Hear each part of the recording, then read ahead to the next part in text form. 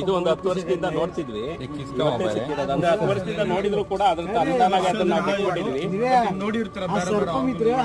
ಇಲ್ಲ ಇಲ್ಲ, ಖಂಡಿತ ಇದನ್ನೇ ನೋಡಿದ್ವಿ. ಯಾಕಂದ್ರೆ ನಮ್ ಗಣಪತಿ ಶೆಡ್ ಅಲ್ಲಿ ಮರದ ಮೇಲೆಲ್ಲ ಓಡಾಡ್ಕೊಂಡು ಇಲಿಗಳನ್ನೆಲ್ಲ ತಿನ್ಕೊಂಡು ಹೋಗ್ತಿತ್ತು. ನಾವು ಅಂದ್ರೆ ಇದುವರೆಗೂ ಒಂದು 15 ಸಾರಿ ನೋಡಿದ್ವಿ. ಇದನ್ನ ನೋಡಿದಾಗ ತಂತಾನಾಗಿ ಓಡಾಡ್ತಿತ್ತು. ನಾವು ಸುಮ್ಮನೆ ಇರ್ತಾ ಇದ್ವಿ, ಅದನ್ನ ಡಿಸ್ಟರ್ಬ್ ಮಾಡಿದೀವಿ. ಒಳಗ್ ಬಂದು ನೀವು ನಾಗರಾವು ಅಂದ್ರು.